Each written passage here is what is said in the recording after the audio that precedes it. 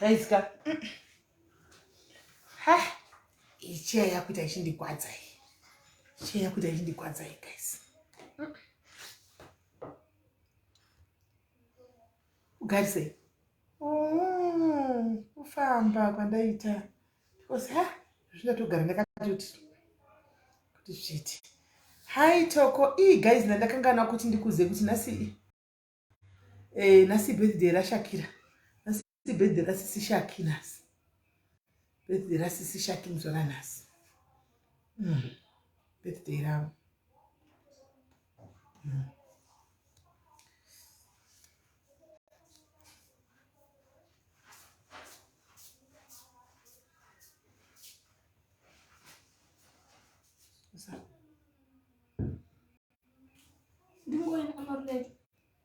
No, wanironera zvebo.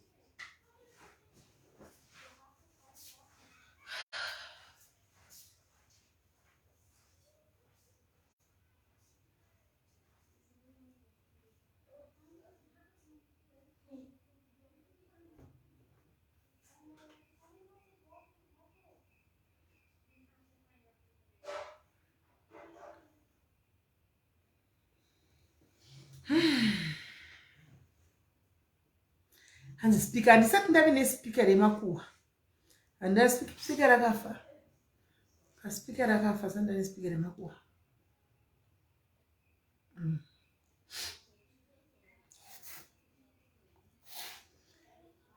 Birthday vakungoshina. Zvino birthday racho ini ndakatokanga mwaini guys kuti gara zvazvo kune birthday remunhu. Kutondeudza zvikanzi mama ndikuona zvishamwari zvake zviri kuuya panapa zvakatakura zvimabhegi. Kwaita uya kusleep over. Ndikati sleep over. Zvikanzi makanga noti birthday rangu. Ndikati zvina ndatokangana zvachose. Saka izvo zvichi mbawo makazara nezvisikana zviri pano. Kuda kuti muone generation yema 2000 iyo iyi. Think looks good on you. Oh, thank you. Generation ipapa ndanchi kubva kuseni zuro. Havana kuvata vavata after 12 vachitanoisa. Zvinonoisa ndakuijaira kai. Right. Kuseni vamukira vari kungoita noise. Vakadii vakanotenderera vakanotuga mapikicha kanochinja ndokuyanza kutoona kuti this generation ida kuyanza kuzama kuisisa kuti pfungwa dzavo dzinofamba sei, zvakamira sei, zviri kudii. Amen.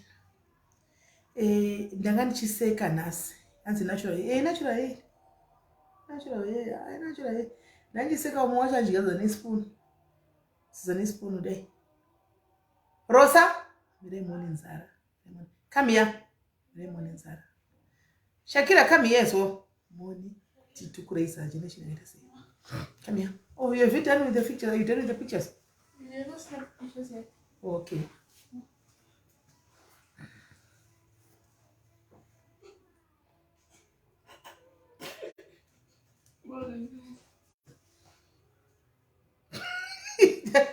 That's why, guys. Unodyiwa nespoon so nespoon. Unodyiwa nespoon.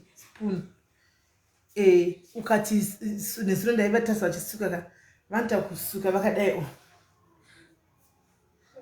vachisuka kuti uti zvinochena here kana kuti hazvicheni undusha. Saka I was asking how are you bathing with those nails? Fine. Huh? Fine. Are you able to bath like your punani nice with those nails? Are you able to wipe your bums with those? Okay. All right. I'm just trying to understand in the world of 2000 how it is. Let's put them on. Who? Oh. What do you do? 2000 I see almost 3000 here. I'm going to close that door.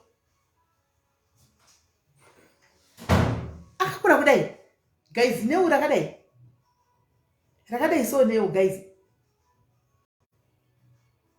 neurakadai so kone zviro patebhuru ndakati toda kuona ndambovutaura ndakati aregai tigare tione chikafu chaiswa naanti ndataura naanti ndikati anti mirai muone mashura imi ngatingogarai tichengoti mutarise muone tagara pai kuvana vakatambura zvekudya kusvika vanotora masipunu ndikati saka makaisirei nzara idzi saka makaisirei kana iri nyama yakapesera kuchekwa nefoku kudai kutadza kunyatso do I close to 3k close to 3k chedza kutadza do generation yekuti munoti tinotaura tikataura tohwikwa baba iyo generation ndio mukuti tikataura mimi vanotiwa iyo iyi kana kuti kutongo handidye zvinobikwa vanobika hatobika zvavanozosewa handiti vari kupray vari zvebhedhe ravo I said you cook and mari yekuti mune kuzvila out I don't have the money zvishwa ndisina kuzvibhedhetira because ndakakangama ndisina mari saka they are cooking you see vanobika chi hanzi akanaka iwe progress ndokutomaisa right tadzoka guys tadzoka panapa hanzi tione manozi ndavataridza panapa ndamataridza tsvina manozi itsvina yoga yoga because manozi anochengeta tsvina mukati guys tsvina yoga yoga ndingeri mukati memanozi miya right tadzoka pane nyaya nezuro guys hanzi mosheya marimi ende munin'ina wangu sichengika sichenge yakona kudaro usadaro ndatoishayazve kondabvunza unfortunately kuti television munoita sei vatoripo pamba unotidevera nevari vari pano iwo katarisa chaiko chaiko ndida ndineke chideve vari muno mayadhi handidei vatoenda kudhara mheno kumouko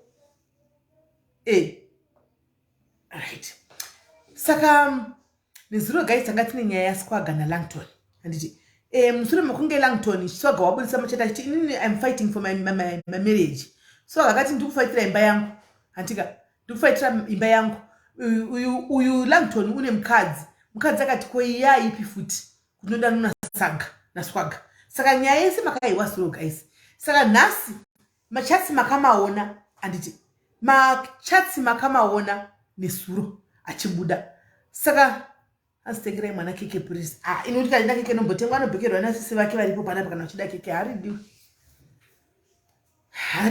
dei aitorida keke anobhekerwa nasisi vake papapa hana basa nekeke ukada kuchitozvitedzera kuti muri kudei for birthday unosara usina kana sendi saka hauvhunzi zvimwe zvinhu unongotamba rekurira because ukatovhunza kuti muri kudei handika unotoudzwa kuti unotoudzwa kuti mama unotoudzwa marestorant wasingaziviwo kuti there's a restaurant tida kuenda kokuti chikafu chemunhu wani chinenge chita 600-700 rand chiri 1 handika vozobuda kunzi we want to go for a movie unototaka 3-4,000 paside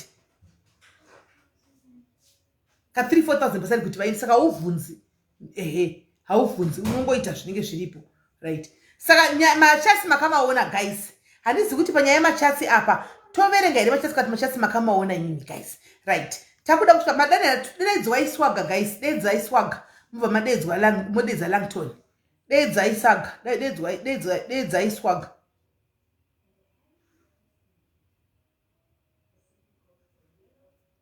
dedzi aiswaga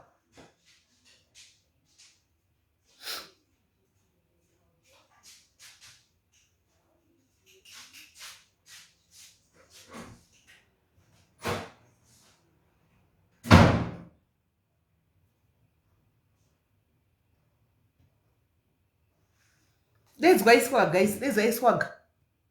Kwanza they are cooking their braai. Vati kwa braai anzi vanonoka kupisa nyama mfiriji saka yakaoma. Yaramba kubuda. Once to bika. Amene zvada bika tinga zvisiwe. Handine ma YouTube. Ndatotaura generation yakaoma. Antanenge ari pa YouTube. Pa TV pa YouTube panenge vachiona zvinhu izvi. Tinga zvisiwe. Isitse tingambozvisi zvinenge zvichitika. Ndaida kuona zvinhu zviri kuitika. Amene it's their day, we don't interfere. Saka sitaka zvigarira kuno kumachembere kukuona kunuku. Right, machatsi mamaona guys handitika right ndoda kunzwa pfungwa dzenyu mimi kuti nokuti mukadzi walanyi aiti hakuna zvinhu zvakadaro handitika but machatsi takazomaona ende mumachatsi inanditaura zvakawanda ndoda kuti imimi makaona machatsi guys mutiudzewo kuti makaona chi zvakafamba sei anziverengai timaono but aripo machatsi takamakanda pana pakatowanda takatomaona kakawanda panapa handiti saka makaonawo sei guys what do you think about those chats because pane pakatotumirwa mapictures aswag achiri murume chaiko asi ari yellow bone. Mazuva aya aidzidzisa vanhu kupfeka kuzora mafuta achiri yellow bone, ari murume akatotumira Langi mapikicha achinzi naLangi usiriwe apa, achiri murume chaiko, akati ndini. Pamwe paka zvamunoona zviri blank zvacho zvakaita blank zvezviya, pamwe mapikicha akaita blank asingaoneka aya manude avaitumirana zvinhu zvepakati izvi, hanimaona vaitumirana zvinhu zvepakati, uya Langi achitumirawo uyu vachitumirana, handimaona. Saka makaona sei? Because kuda kungotionesana, because Langi ari kuti inhema, indakangonyenga munhu ndichifunga kuti musikana pasocial media, handida kuziva kuti munhu uyu murume, handimaona. Atoninyepa zvakutaura ende zvokuti ndakarara naye handina. Ende pane pakatopuwa mari 450 Langi, pane pakapuwa 450 Langi uyu achinzi ko mari yangu ndakukwereta, achitonzi uri kuuya here, handiziviwo hameno. Saka imi guys makaonawo sei? Ina hangu handidi kutaura, ndida kuti mutudze kuti makaonawo sei pamachats ayaya anesuru, makaonawo sei? Right, the number to call tionesane, because I feel for mukadzi waLangi, she did not believe at all. Achiti azviita kuna zvinhu zvakadaro, now achizonyatsoona kuti ndo zvakaitika. Ende pane chati yakandirwadza chati 1 yekuti anzi inini handitodi zvemukadzi, ndotoda zvevarume. Chati yakandirwadza iyoyo. Amen. Kuti munofungei? Machatsi aya mubikirwa here? Machengwe machatsi kana kuti machatsi chaiwo munofungei?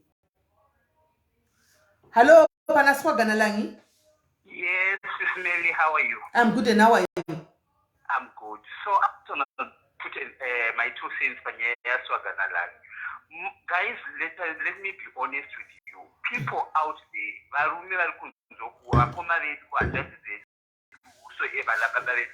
they are living in a denial life. Yet they are into it. Most of Zimbabwean guys, it's because of this gay thing, this was not being but when people are out there, they are into it. So most of the men, they are living in a denial life because I would have to take it as maybe legacy or but other than that, people they are doing it, people they are having it, people they are into it. We have seen a lot, especially SIS MELLY, you know it, you have been in South Africa. You know how life in South Africa is. It's not like Munda Alku Jita because he's looking for money or not like that. So this man, he is into it, he is into gay people. Somehow I can say he is gay, maybe he is bi, he does enjoy both sides, men and women. So we don't have to blame, but the decision will come from the workplace. What is she? Does he want to be into this relationship? Yet you will stay or go out. As well as you know, me, I like talking from experience. Once you started to chat with somebody or a man or a woman, the next thing people will do send a nude. And this is like, we do send money. I'm gay. I'm in South Africa. Yes. As long as I start to chat with somebody, I do share my nudes.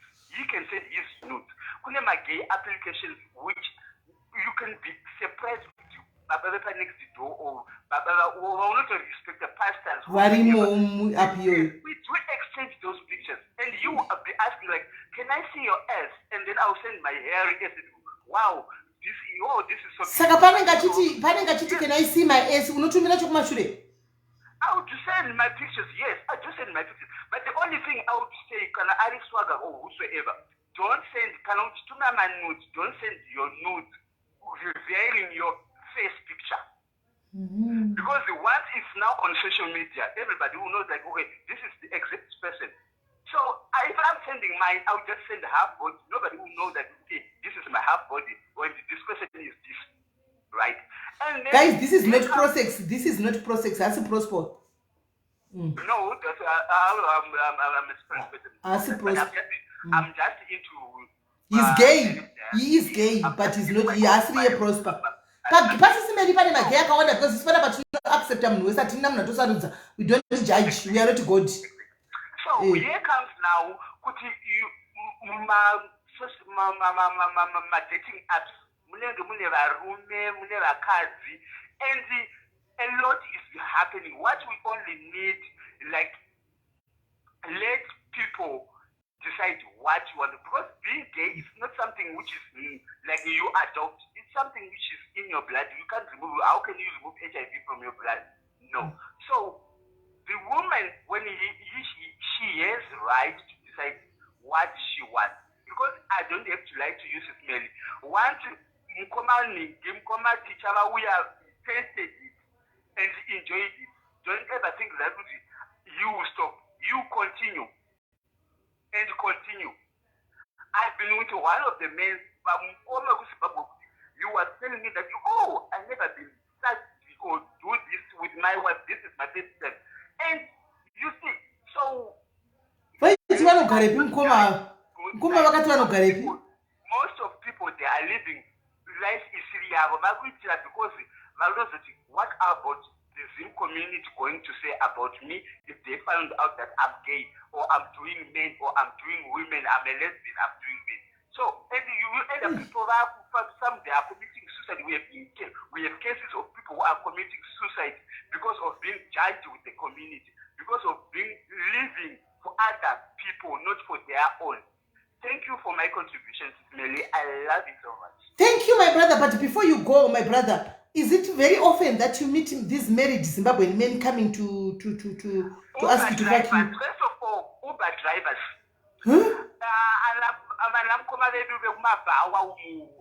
It's like everywhere. Mu community machotogara, mu location machotogara type. Mu suburb areas, mu taxis. Everywhere, most of our Zimbabwe, I can say 80 to 90% of Zimbabwean men. I'm not talking about Malawi, but I'm considering about our Zimbabwean brothers. We might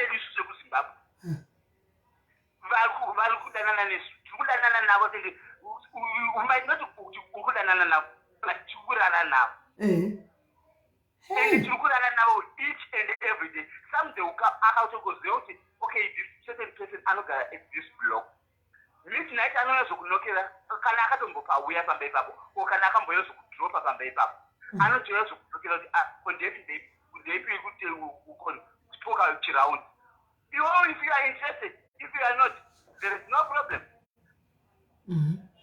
So and also the doctor could block a blessing. I want to block you. Hold on, that will block a blessing. Mukazi wasagara tichi. They brought this story. Ndiwo vakatokumbira kuti itwe kuti tikuda machatsi PY. You come and say kuti iri kupi nikikiri yake ish. Ne I like what you not to block. I message to blessing chirapi. You not to block. I want to block you. Message to like a watch. I'm going to block you.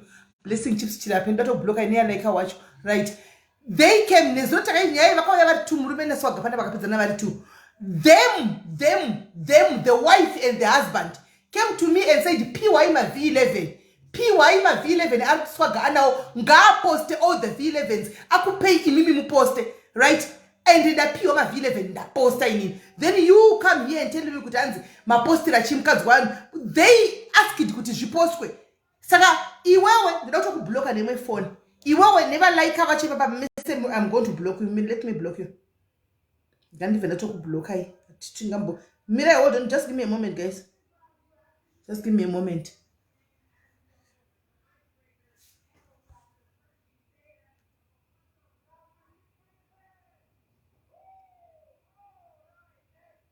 Right. That depends on your blessing. You can even end up on much like per comment. Timbopedza. Toto bloka. Titombomira. They came here nesuro. Vakakumbira kutizvo. Mumapuwa maV11. Mamusipo imi guys chinzi PY maV11 misimeni. Were you not there? Tishara tusangana mangwana mamusipo here tishara tusangana mangwana pa live. Now, were you not there? Saka fuck off. Right, and hey guys, for night is way. And hey, what's your take on this one? Hande ininyaya. Sis me wanted to see her by like. All right. Hello, dear. Hello. Hello. Yes, Murisa Kola.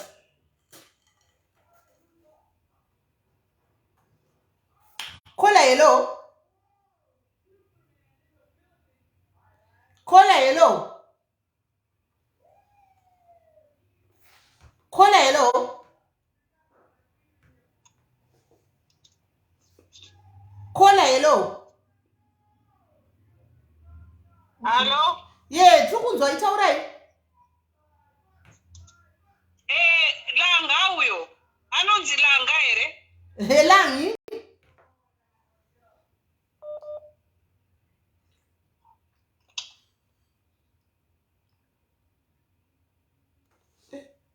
Phone yaba isikunzwika guys. Ngethi ndikune phone zikuzwika. Hello Kola. Hi, SIS MELLY. Hi, how are you? I'm good. How are you? Muche. SIS MELLY, inini pfungwa dzangu ka Langito. Hello. Taurai tukunzwa. Hello, SIS MELLY. Yes, we can hear you. Dzimai imwe phone iri kuseri. Oh yeah, regai ndidzime but pfungwa dzangu makunizwa? Takunzwa. Yeah, inini pfungwa dzangu. Angopera kuti pfungwa dzangu abvadona. Ko phone yanga yakaita sei? Right.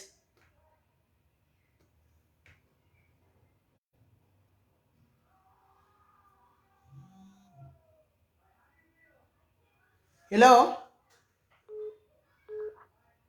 Hello? Hello? Kuchiko, chikuitika. Hello? MELLY, uri kundinzwa here mndingina? Takukunzwa imanje manga musinganzwike paya. Ndasinganzwike.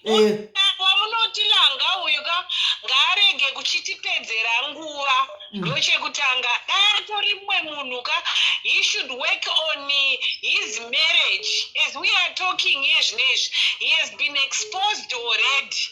Ndochekutanga. Chechipiri, swaga uyu ngaregere kubva aita zvokushamisira because achiri kunidha macustomers. For all the potential customers that Swaga, you must know the risk that you are going to be facing with him. And if you have had contacts with him, you must know that your lives are in danger because they were exposed. Yes. Uyu mukomana anonzi Langa uyu hatidi kutombomunzwa futi because anonyepa, he has wasted our time. Handiti achitaura nhema achingotenderera achiziva zvaakaita. But at the same time, I'm not saying kuti zvaita Swaga zviri right here. Why ndiri kuti hazvisi right ndezvekuti vanhu vari muindustry iyoyo iripo, whether uri gay, whether uri bisexual, whether unongoita zvevarume zve-one sex chete, it's wrong kuti wawana customer yako madanana zvinhu zvenyu zvafamba wakuexposa. There is someone who is bitter, but munhu ari bitter apa ndiswaga. Saka vanhu vese vanodhirana Swaga itoita henyu careful because muchaitwa exposed, dzimba dzenyu dzichawa pasi. Uyu mukomana Langa uyu ngaarege kutipedzera nguva. And futi I think for your own good MELLY, nyaya iyi waisvikisa kwekupedzisira. Yes, kumagumo. Hakuna chimwe chinhu chichabuda apa. Hakuna new information ichabuda apa. Zvese wabudisa zvinhu pajekerere zvabuda. Ndo vakakumbira nezuro kuti kwanzi murume wacho ndiye nyakutofona pana papa. Murume ndiye nyakutofona nezuro kuti kwanzi ndokumbira kuti mupiwe nhikikiri evidence ina Swaga muiposte. Nezuro akandisendera message manheru after nyaya yatopera. Nezuro akati ndokumbira mudze Swaga anti unblock ndoda kutaura naye murume wacho. Ndikaforwardira Swaga message yacho. Hani muri kuona? Saka yozwe kwa ibaitire nyaya iyari yakakumbira ndiye akatokumbira nezuro tatisina maV11 tachiziva iso. Ndiye akatokumbira kuti PY imimi maV11. Chinzwa unzwe MELLY. Melly, you are damned if you do, you are damned if you go or if you don't. Yes. But the truth of the matter is vanhu vakuru tazviona, tazvihwisisa. Chokwadi chaicho chekuti iye Langa knows something about it. Chechipiri ndechekuti Swaga must be careful. And chechitatu vakadhila naSwaga, vachiri kudhila naSwaga, itai careful, uchaitwa exposed. Imi penyuka Melly, mapedza. Whether vanhu vachati hanzi maburisei manhingirini iwe, whether waburisa, whether usina kuburisa, what was needed was the truth, and ndochataziva, and we are happy about the truth. Zvatotiperera. Don't waste your time anymore with this case. Right. Thank you very much, Kola. The guy Timbon's Baba. All right. Right, your take, guys. Your take on this one. Machats makama ona proof yakakumbirwa. Makaiona kunzi sai proof. Takaipiwa. Takakanda proof. Now. Hello? SIS MELLY, that's okay. Yes. And then I want also to add to answer kuna Kola baba unotaura. Guys, how many cases of gay people or prostitutes which you know, did anybody of us in the community raise this issue on social media? Mm-hmm. There is nobody. How many LGBTIs, transgenders, gays, lesbians, bisexual, straight men who are being killed? But is there anybody who can live and address those issues? It's part of human violations in South Africa, not in South Africa only, but all over the world. But there is nobody who has come to the social media and raised this issue. Swaga, he has got a right to expose his client. He has got a right.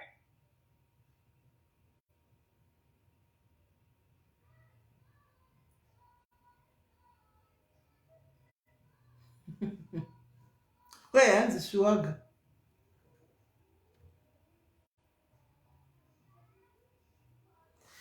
Phone yako inonyara kuti Z handisi une maka ipi. Inonyara kuti Z phone yake, I don't know why. Right. Right, phone itinzwe guys, phone itinzwe, phone itinzwe.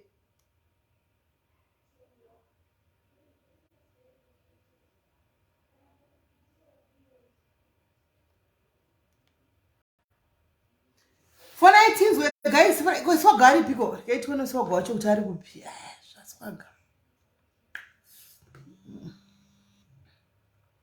Hello, Kola? Hello? Yes, panala ngina Swaga. Yeah, SIS MELLY, Langton ingochani uyu. Langito ingochani chaiyo ngarike kupusisa mukazi. Yeah, ndopfungwa dzangu. All right, thank you very much, Kola. Right. Hanzi ndiye saka ngarike kupusisa mukadzi. Mukadzi loves murume wake though. Hello? SIS MELLY murise. Mushe kanjani? Ndiripo. Ini ndandorongoisa 2 cents dzangu pane mukadzi waLangton yanga achirambira murume kuti hanzi since ndakaenda kumusha haana kumbouya muJoburg muno. Aimuona sei ari kumusha kuti haana kuuya muJoburg muno. Munoziva Mirandi kudzei. Kana mukadzi sati wambosangana nazvo kana tusina chaunofungira ka. Unotodefenda murume wako by all cost. Unongosingazivika. Defender by all costs. Ndosaka, I think that's why they did ask for V11s. Mukadzi was haana kufunga kuti V11 kunobuda. Ndosaka ati PY V11.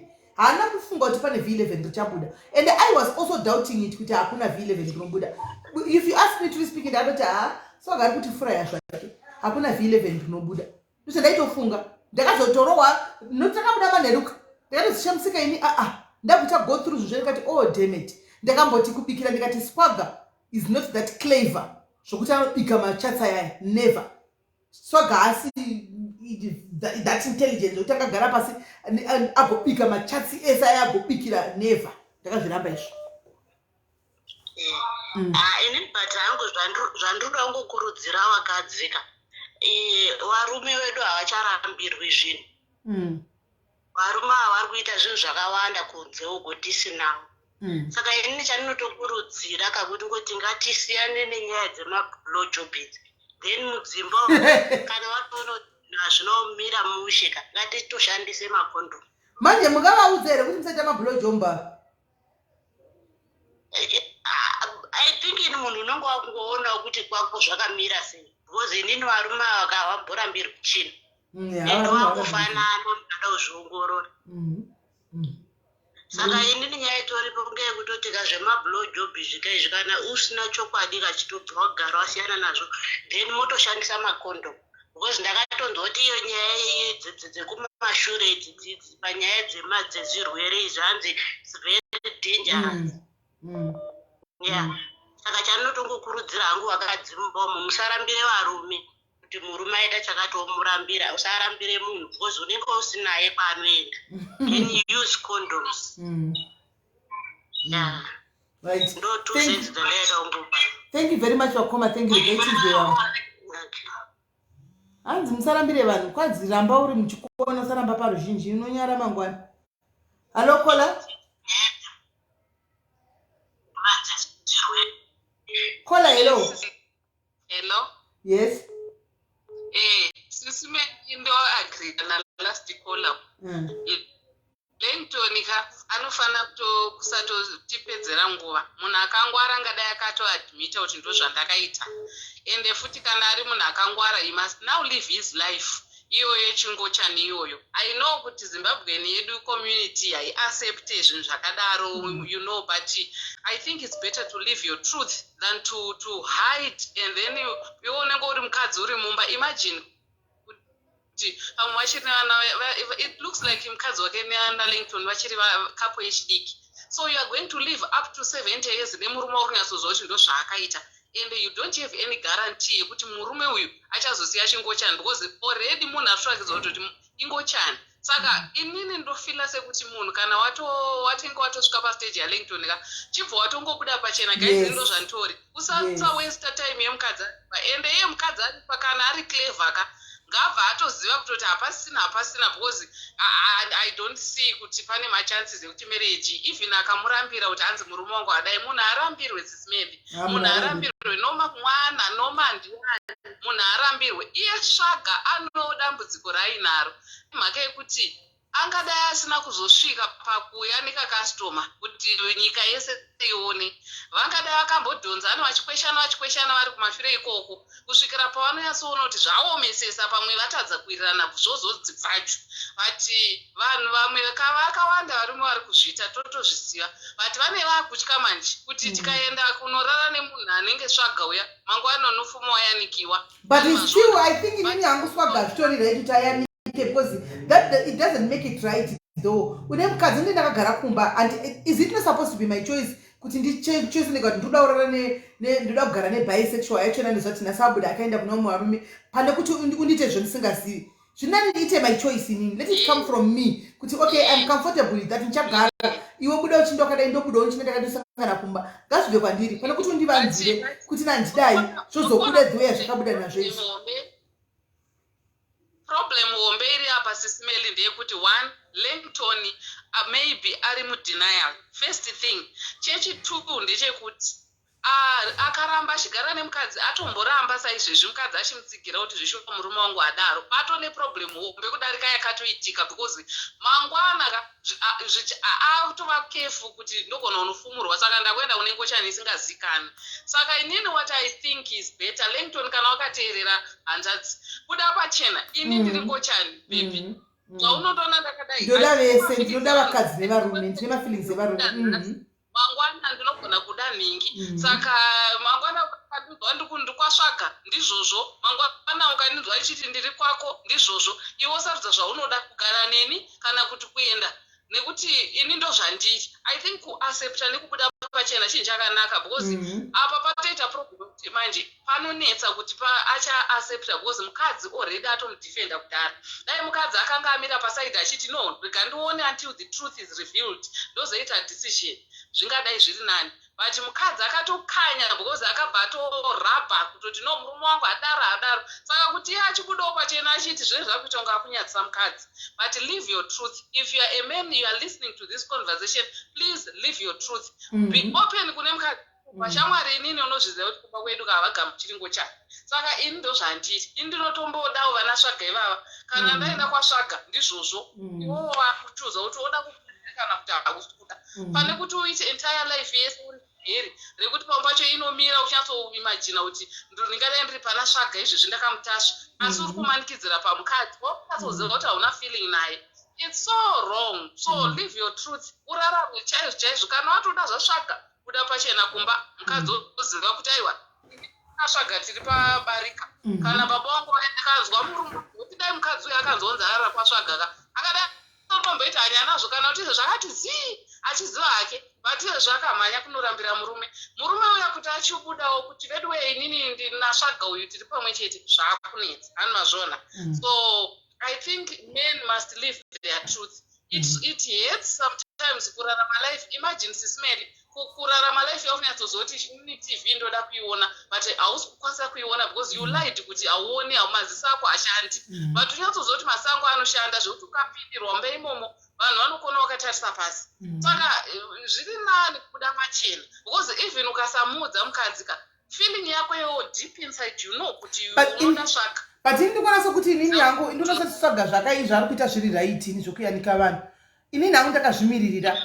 I think zviri right because wona you guys munozoti varume vatipedza mudzimba varume vatipedza mudzimba musingazive chinhu guys unenge usingazive chinhu wakagara kumba you be the last to know as I said yesterday you be the last to know achita zvanenge achiita izvi handimaona kumba achitoya ari baba uchidyiswa blowjombo yei yaunenge uchidyiswa everyday abva kuna swaga kuburkina faso guys.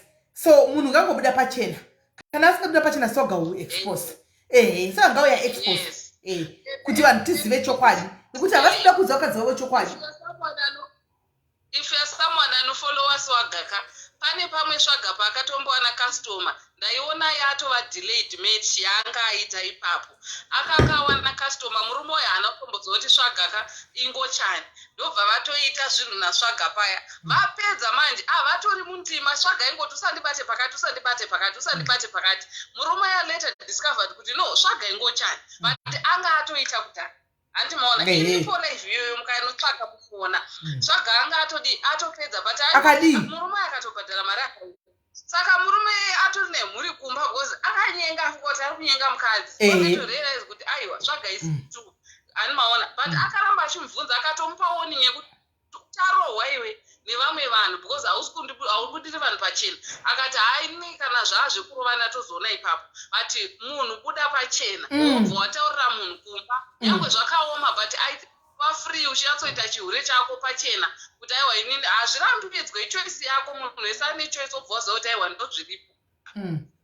Saka ini zvino varume zvari kuita mabhlojombo saka imi vakadzi ipai varume venyu kumashure ipai henyu varume venyu kumashure asikana nokuti ndozvavari kuda kubhekina fasi ikoko ipai varume zvokumabhekina fasi kumudhoto ikoko vapei henyu nokuti mukasapa vanoenda kuna naswagana nasweden ndaona sweden mucomment section vandaona nasweden saka ipai henyu nhingikiri varume bhekina fasi please kamusira kuti varume vaende ikokoko. Hello kola. Yes.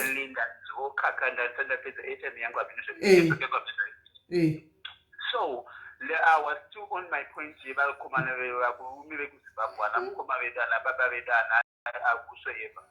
guys.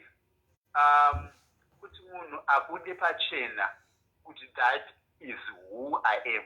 It is very difficult to be honest, and also I would advise kunana mkomaredu ziva munhu wauri kuenda unosangana naye. If he is gay, know that he is gay. Okay, you might not know, but not okay. We have got my gays, right? I think I only go to munhu is gay. You won't even recognize that this person is gay, but he is gay. And then because I don't my chance whosoever. I used to be that person in it. But before I go with somebody, I would tell like, you know what, I'm gay. So that the person will choose right day that okay, I'm right. Two, this conversation Swagger na Langton. This conversation is a long conversation, right? Which is these two were in a relationship, not with a married client. You get it? So it's now very complicated that these two, they had a misunderstanding. Swagger and Langton, they had a misunderstanding. That's why Swagger dispose of this guy. Because I want to visit. And the breakthrough young in one because this guy actually there is no one to you know people they got attracted. You get into my flat, you find that I have a 75-inch TV, I'm dressed well, I have 10 pairs of Adidas, this and this. After because Aiko, amenana kugokwani kwachinowa mabhajeti ekwezisa zvinhu kuZimbabwe. Wosvika indokulova masipanga nyose zvese maomelette chichi zvautotoitwa naamenana. Ndoka zvinototangira. One wauya uchichiona it's just one day. But mangwana wakudzoka. Nokuti unenge ajaira kameno kazhinji chokwadi chino chakambotaurwa pano, zvakambotaurwa pano. Pane munhu akambozvitaura pano chiti vedu vekumudhoto kunonaka uko. Kana vangobvira aravira zvakaita baba vekuravira vachifunga kuti musikana kana vakataura kuti zvechokwadi kunofaya munoti vachadzokeriko. Yes. The next day after hausi kupa here munhu zvinhu zvangu ikoko chichi. What do you expect to do ndichaita? Ndakuzoti namu zvinochaita. Ndani munhu nice. It is very nice. We are gays, we are lesbians, but it is very nice to be you have somebody after kuchengera. You never have to feel that comfortability, right? So, for a card, do the best. That extra moment, extra love. Just to keep your men. And don't go and approach that gay guy who wants to dance to me. With this certain guy. What were they talking about? Because because somehow I have feelings never room. Doesn't mean that it's never room. Doesn't mean it's dream card. I have that sensitive dream room, but don't have more dream room. So all along which cards will be challenged. I will show you that okay, you are now not dealing with another woman, you are now dealing with a man. You get it? So somehow my counselings are not my free counseling. Guys, let's attend to those things. You want a counseling and then you can get closer. You want to, okay, my counselors, they can give you options. Okay, take your time, choose what you want to do with your life. Because you have found out that Murumwako is into gays, or Murumwako is doing like this. So, the other thing also, Zimbabwean community, we don't, much of us, we don't accept this rainbow umbrella community. Technology is changing each and every day, guys. And if we don't support Vanavedu, Vakumavedu, Vaninginavedu, that those are valid. Who else do we expect that to be? Vanunila, they will come to us once to explore and experience. And the third thing, I have been into conversation with most of the ladies. Most of them are saying, hey, we want to say, Pasiripo, I don't say, hey, the house of Chichi, then we teach a what I want to about the time of suspect something. And so let us not judge dance in the beginning. Wakazi, be aware, do the right thing, make the go extra mile to keep your men. Because we don't blame Swagger. Swagger is into business. He is looking for money. He is looking for a man. He is looking for a marriage. All of those things is to us. And can I even go to the exception of the Guru? Can I even look to all the lesbian person? We are all human. So, Langton, the only problem I can't go with but I can't see a problem. Because maybe if I can't go to because family, but it's not into him. But in I call chinoita kuti vakadzi varambe nyaya yedoneti ndeyekuti vakadzi kunogwadza vakadzi avana kuzvijaira imi mazvijaira andiona mukadzi ana kujaira anotsemuka kushure uku famba kutsemuka kuparara kushure uku nenyaya yedhodhaneti iyoyi saka ndosaka vasingazvidi andiona buri wadanana nemurume wausiri kuziva iwewe kuti anonzwa sei. Munhu wakudanana naye munhu arikuda kukuroora ari kukuroorera because of family but haasi kukuroorera because kuti ndo zvaari kuda. 1 2 mumwe is because of ari kuda kuexplora akambozviona ko akambozvinzwa ari kuda kuexplora kunzonzi ko iko kwacho kunonzi hakuiswe kunoita sei. So akadzimaya arayira manje because it's totally different. It's totally different. So akadzimara arayira atorayira hanzi wakaraisa chembere mutehozo watiitire mutini ndio zvinenge zvakutoita. So inini I don't blame kuti nigekimi varume vakuma vedu havarambirwe and let us not jump to the conclusion because at the end nyacho nezvekusarira wakwauri. Now Langton is now on social media.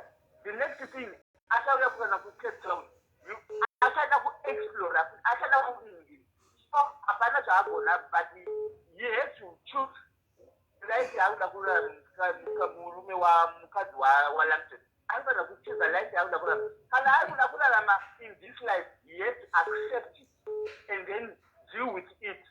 Kana asiri kuda there are a lot of straight men out there anogona kuwana mumwe and then he can move on with the life. Yes, ndo advice andina kuningirira ukawo kune other Zimbabwe who are married, who are going to be in marriage. I don't have to expose myself vamwe vanhu who are well known vatinolala navo because it's not the platform. We are not here to expose somebody. But I'm just giving an advice to all other listeners out there that this gay thing, guys, be open-minded. Know that it is existing and it is there. The next generation, they will find it there. I don't know, but it is happening. Right. Thank you. Tukudzidza very well. Thank you very much, Kola. Thank you, Adas. Thank you very much. Tikatinzwe vamwe. Hapakaipa. Hey. Zvinhu zvacho zvinomira mushe, guys. Amen. Hello, Kola. Hello.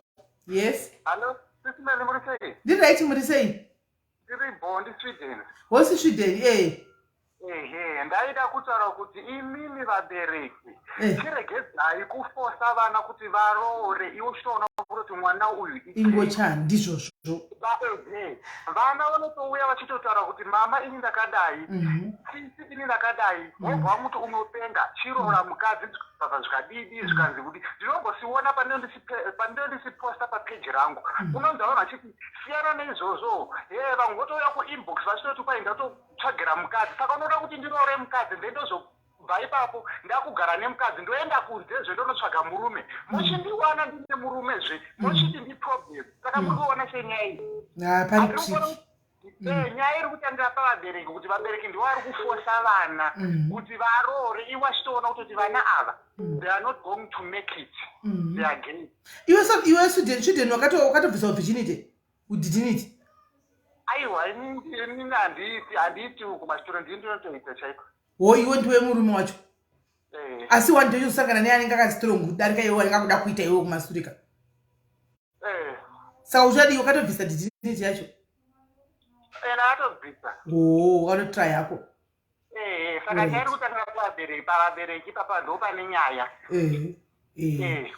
Ipapo ichokwadi vabereki vanofoseredza vana kuti kwanzi ndoda kundinyadzisa hakuna zvakadaro kudzidza reri dhimoni zvikasodai wopedzera wangonogara nemunhu.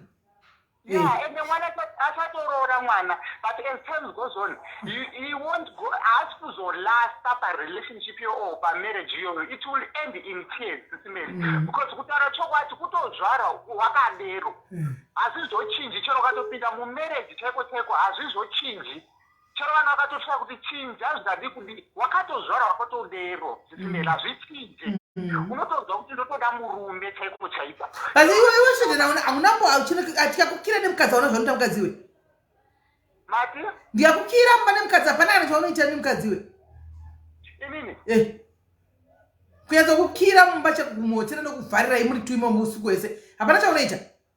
Yadona foni yake ndofunga airtime yapia. Ha? Zvacho.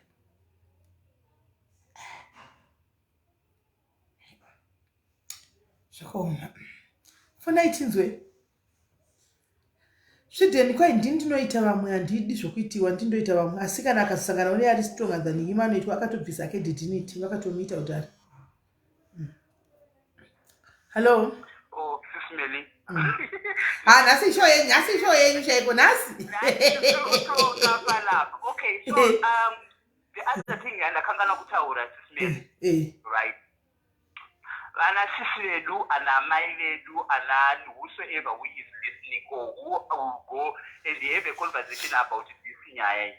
Let all ngatipanane advice. There is injected PrEP, there is PrEP irikutorwa mazuva ano kudzivirira zvirwere. Guys, you don't know kuti murume wako ukurara naye mumba akaita sei.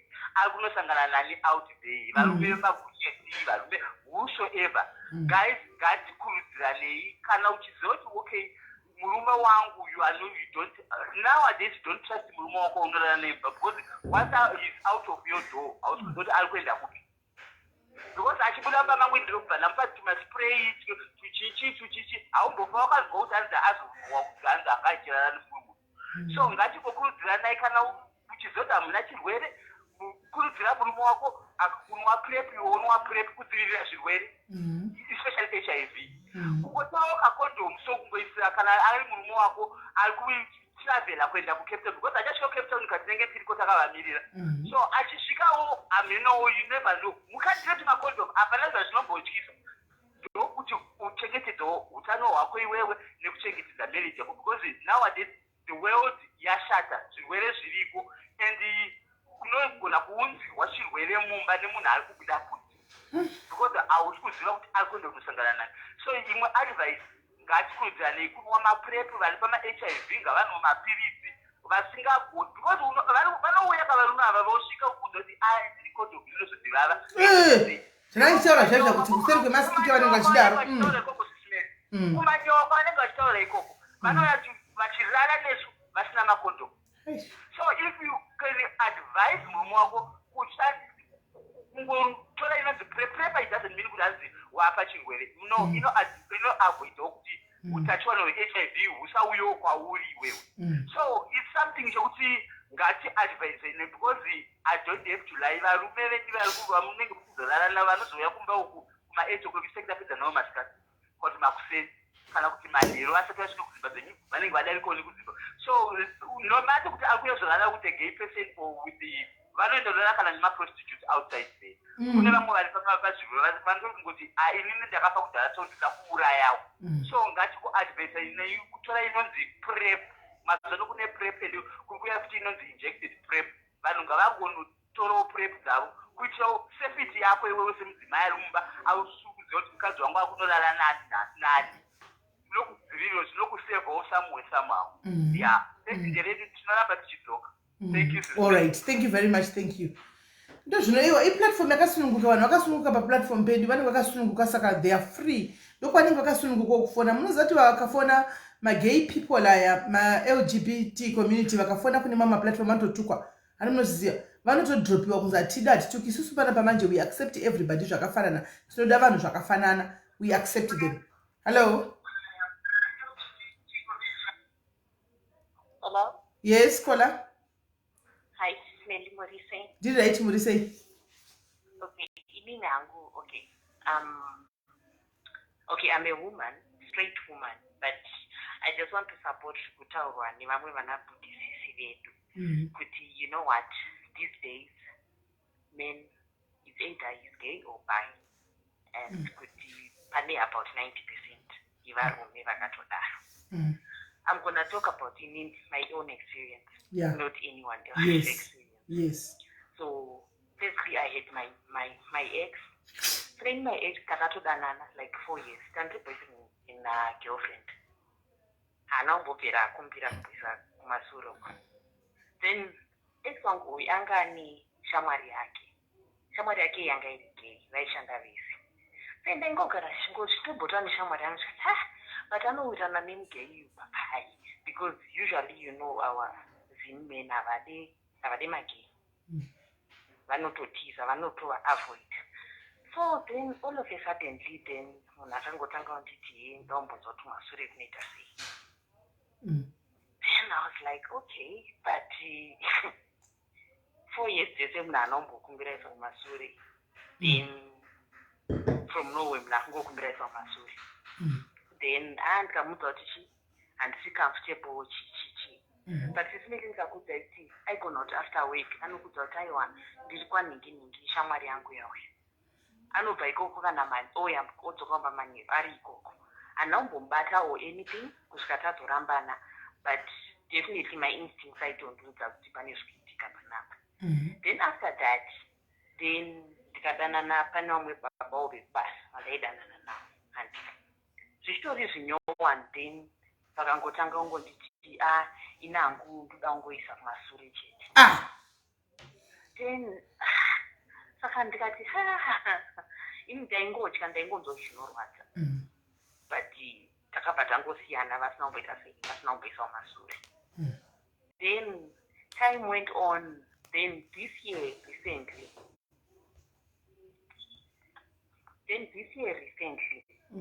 pane mufesi wandakadanana naye, but yanga ingoriwo zvimwe zviya handika.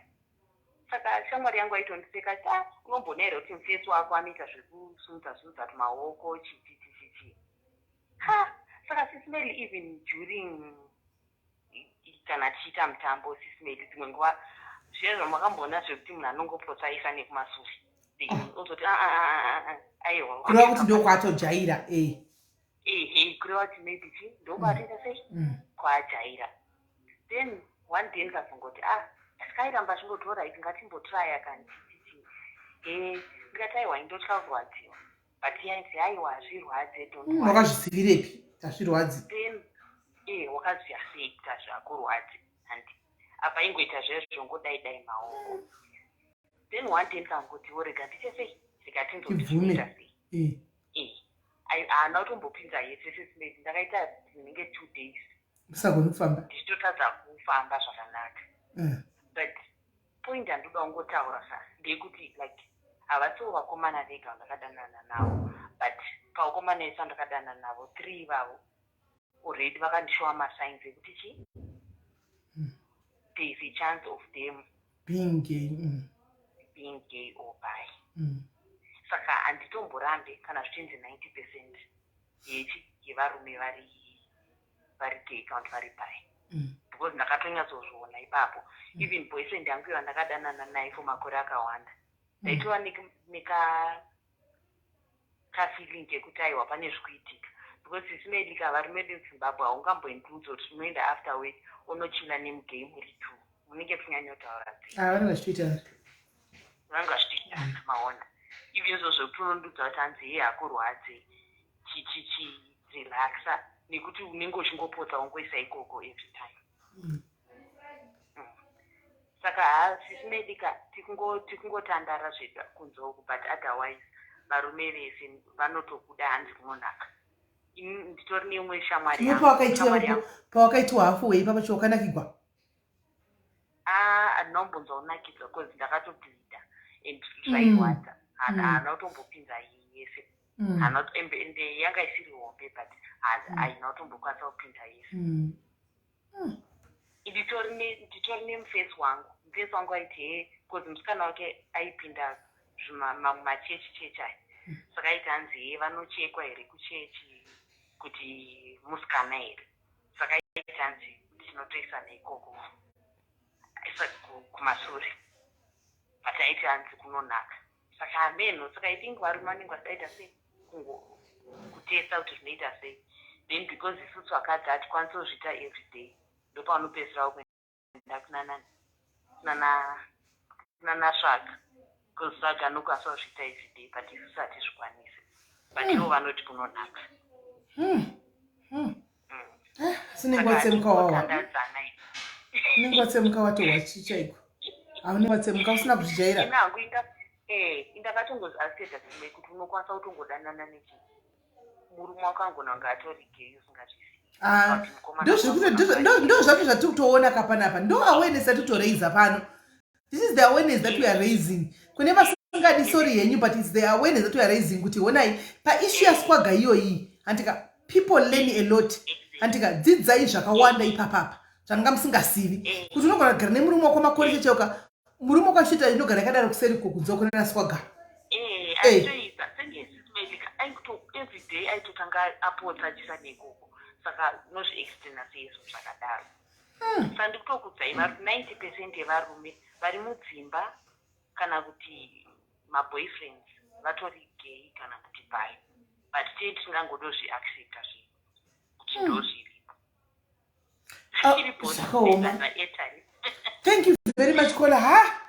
Zvakaoma as much as zvisingadi kugamuchirika guys ka we are learning something every day. Truly speaking, we are learning as much as tisingazvidi tichiti taizvikazodini asi tikudodzidza guys because zvikutaurwa nevamagayika nezvikutaurwa nevamwe wakasangana nemaexperience akadai tikudodzidza kuti vediwe unotogara naye munhu mbo uchidobreaka kunze kudosvenga kune vamwe kuti ini murume wangu hatodai kwai matichiti wese ameno kuti modii mopa here nedhodho kwacho kana kuti moramba kana kuti modii ameno ichi mentu ichi mongoita zvinokuitirai vasikana haina kuti kwai ungati ndodiyo topanana advice takati kudii nekuti unotodhamba unenge usina kuzvijaira guys hakusi kwako munona magay anozvita because vakatojaira ndokwavo imi mune buri ramakadhizainigwa kuita izvozvo risiri iri resim number 2 sa ukada kuti utambe nesim number 2 iwo usina kuzvijaira usina kudhizainigwa kuita izvozvoka unotsemuka ukapedza gore usingagoni kufamba animaona unopedza gore wakaiswa mastitch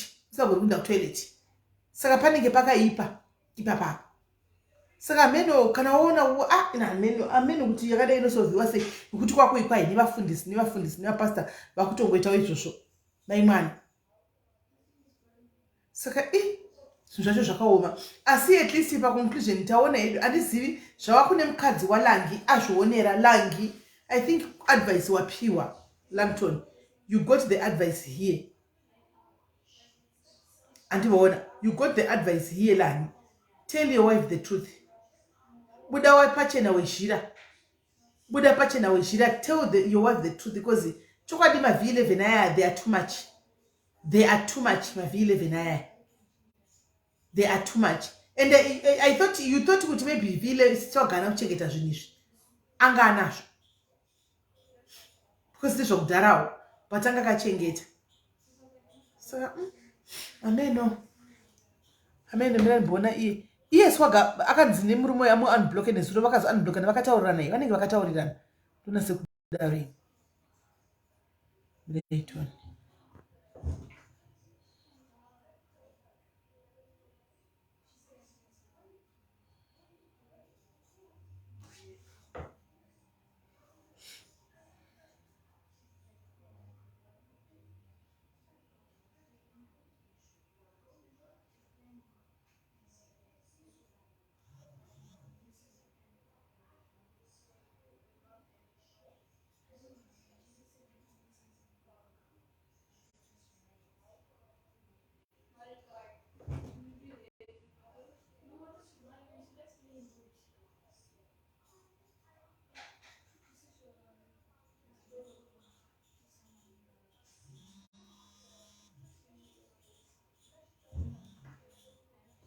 Hello? Yes, Smelly. Yeah, what's okay? There is this other thing from the last caller which I want to advise. Guys, it's not because gays, they are used to it, they do it each and every day.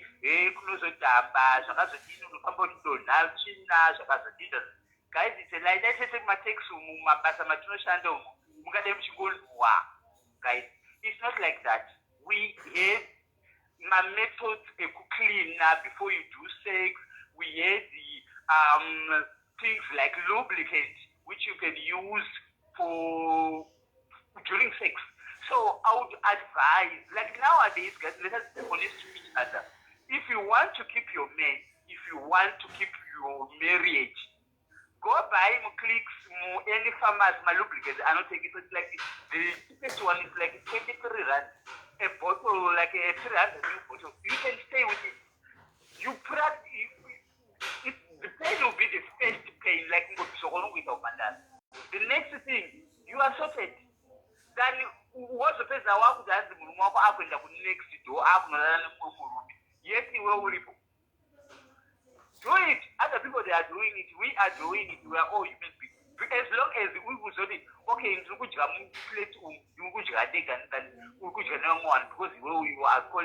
calling yourself, you are so superior than the other thing. That's how I can say keep your marriage like that. Because you guys know my porn videos. You can see nobody who doesn't see my porn videos online. Other white people, they are doing it. Black people, they are doing it. Why not you? You can just do, because we are now trying to do, okay, women, keep your marriage. Nemurumo wako murimba menyu. Tani kuti murumo wako azobuda achindonolala ku next door or achindonolala nemurume in some way.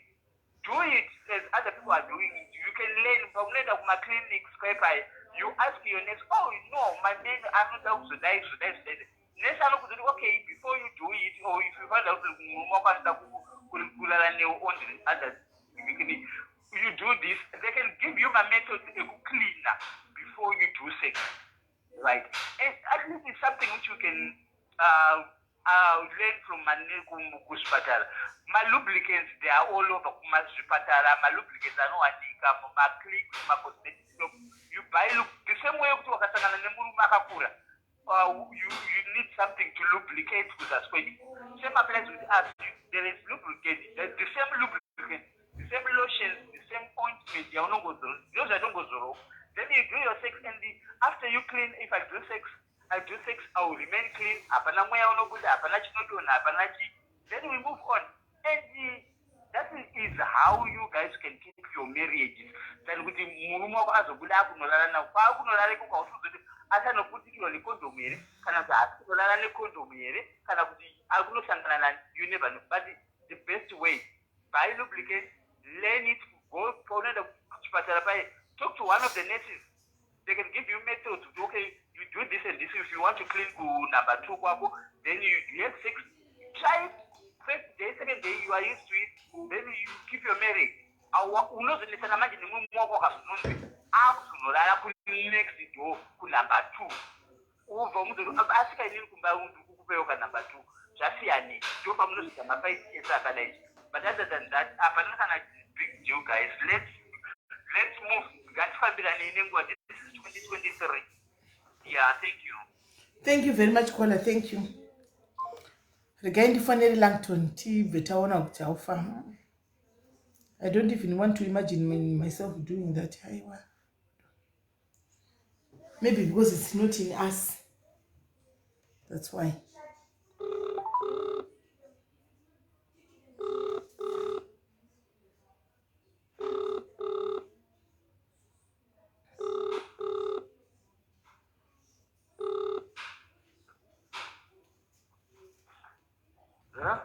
Yebo Langi. Tasura se maV11 wakazimona ndiji. Ndakatozomaona kwenyu ndazimaona. Nakabuda maV11. Saka wakazodi Langi wona hanzvadzi yangu sha. Unozandisi ndingati chi. I know it's hard kuti uri munhu wemurume sometimes zvakadai ubude mukadzi wako chimudza pachina this is who I am. Tuzvandoda. But rather you tell your wife the truth iwena. Ucharamba uchingobatwa. Mati? Ucharamba uchingobatiwa. Zvinani ubudire mukadzi wako pachena. Haya kana ichiwati pachena ndakatomutera mukadzi wanga ndizingocha.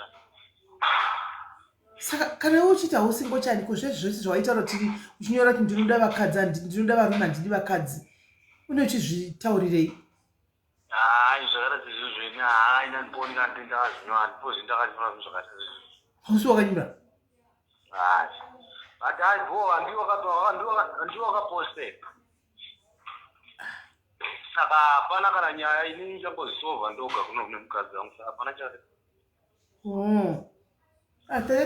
tatati tikubetserei nokuti vanhu vakawanda vanonetseka kubuda mucloset asi judging tichiona machatsi aya zvechokwadi yese pane nyaya tatati kubatsa because we understand kuti chokwadi vanhu vanoda vamwe vanoda vamwe varume haisi mhosva remember it's not a crime asi kuti zvinonetsa kugamuchika kuzimbabwe kwedu but the best that you can do is to tell your partner the truth azive kuti this is who you are because hauna kuzvisarudza wakasikwa wakadaro aiwa ini zvindodondonzi vanhu vezingochani ndovandirikudzaisa zvekuti mukadzi ndoge nemukadzi wangu togadzisa mukadzi wangu famili yako hapana chimwe chanyama togwadzi chizova ndicho wakaposta here handiwo wakatoposta iwe ndiwo wakati aposta asi like ukagomushora here iwe ndiwo wakati ngaakande maV11 ese anawo handiwo wakadaro ukati kapiwa aine mimukande maV11 anawo piwa emukande ndiwo wakadaro akakandaka handiti anga agara aposta zvinhu saka vachiburigiri yakuposta ndakana pasana alright Langi, wish you all the best and that's one way weshira wish you all the best weshira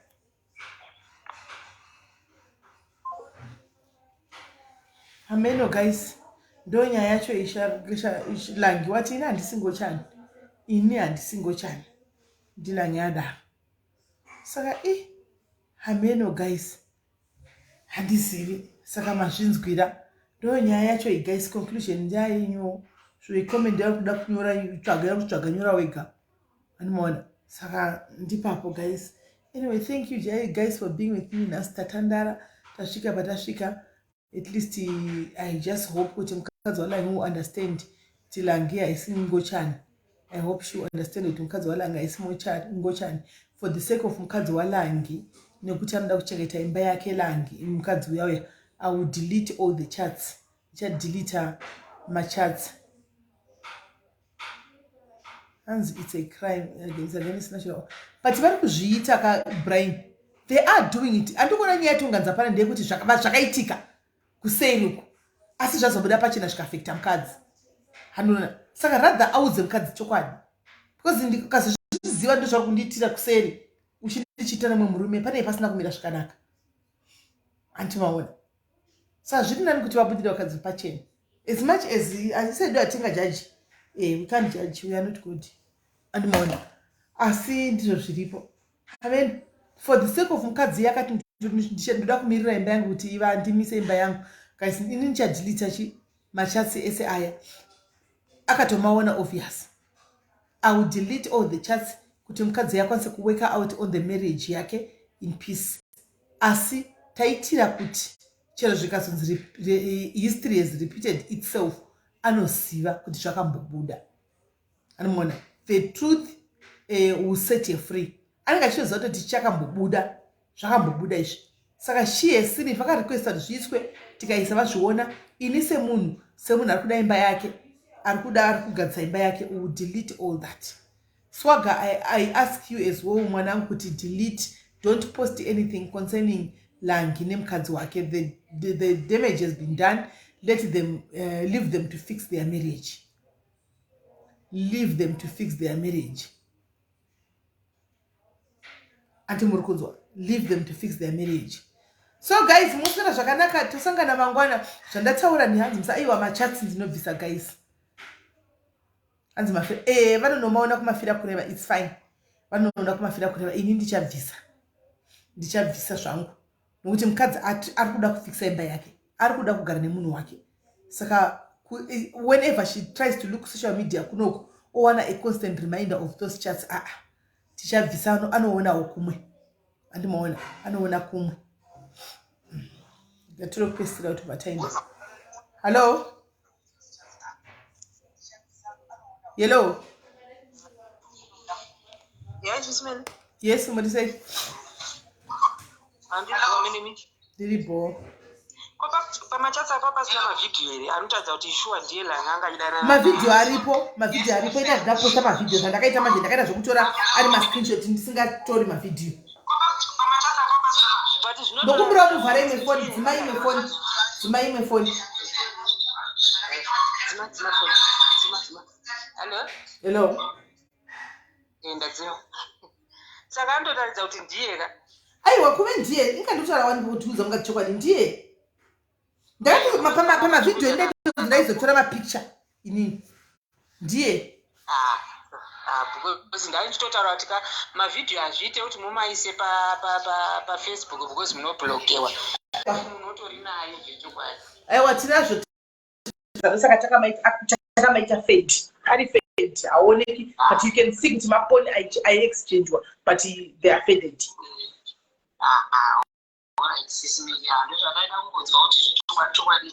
aiwa ndiye hapana haraonyedza kuswa right swagito SIS MELLY tiribo sei hapana apa kuri sei kuri boy watakagutsikana nemashati takamaona handisati ndatopedza achirega swaga ndokumbira kusvika regerero vese nemukadzi murume akati ndi unbloke nezuro wakazomunbloka ndambomubloka anonyemba murume wacho is a liar anonyemba zvokuti indaitomona ari pawhatsapp paonline saka ndimunbloke kuti ndakambomubloka kana kufacebook uko ingandotaura naiwe no but I think lala zvakwana she has seen it mukadzi angatiramba akandanzwa kana muchida kuti zvikwere kana mine nhamba dzavo kana mine chi ndoda kutanga ndakuona kuti vanhu ava vabvuma here mukunzwisisa kuti aiwa hazveshuwa chaita vana vadiki swaga wakatopenga mukuandastanda mukadzi nemurume ngavatange vabvuma obva vandikumbira ruregerero after all that then inobva ndaregera ndodzimita kana vasina izvozvo information ndichiri nayo information izvi zvishoma zvamatoma hai hameno because ndakatambisirwa nguva yangu nemukomana uyu if you stick kuti ubva pakutanga akasimeni pane machati andakatumira nezuro munhu yakandinyepera zvinorwadza akanyanya kunyepa mani mukunzwisisa ndobva apretenda that's why I'm so confused kuti munhu aidzama kuda kuita sei you understand inini I was thinking okay I get the right person not to know and wakatombompa mari 450 wakatombompa mari this person achikuita rafa achikudi then wozongonditsvinyira after all that akanditsvinyira zvinondibhowa sei handisi type yekutsvinyirwa indiri hureni simeri handisi type yekutsvinyirwa nemurume because nditori hure and handina ndakaenda unoziva kuti bad part of it sisimeri indeshi munhu uyu ndakamuudza before inini simeri ndikadaya nemunhu ndinototaura kuti iwe inini ndakadai so ndakadai because ndenichiitira kusazosurprise munhu sisimeri ndikadaya neboyfriend ndotoudza kuti inini I'm very rough and usazombondita kukawa tichifunga kuti unogona kungondiwachisa because inini ndozokuzvishuwa ndiri murume chikawati ndochigona mukunzwisisa simeri ndozvandikuedza saka inini mukomana uyu I used to tell him zvese kana muchikwanisa mumafonero tichiri pano musati madzima life tonyatsonzwisa kuti vabvuma here defeat ende vari kukumbira here ruregero vese nemukadzi noti igandimufonere ti zvipere kana asati vabvuma kurita futi imwe information ndonga yaizvayatsara 3 days anenge adzimafoni akuenda kuvoicemail manje adzimafoni mukushandisa nhamba iyi ndambotaura nevanhu manje mukushandisa nhamba ipi ndokupai nhamba dzavo dzese 068 dzopedzisira nani na051 alright mirai nditarise kuseruku ndo mondiedha futi mirai ndidzinyore pasi alright mirai ndidzinyore pasi mozondiedha futi alright enda yakuramba kudonha sei yakuramba kudonha idza swaga izvo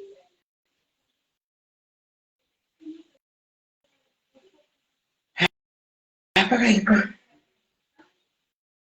Nakanamira musha.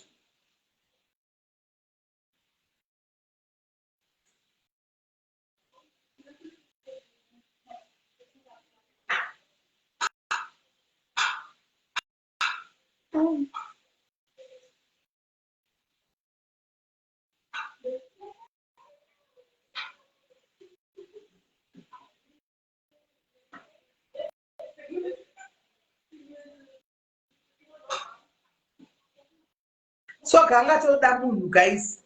Soga angatoda munhu zvachose saka akarwadziwa.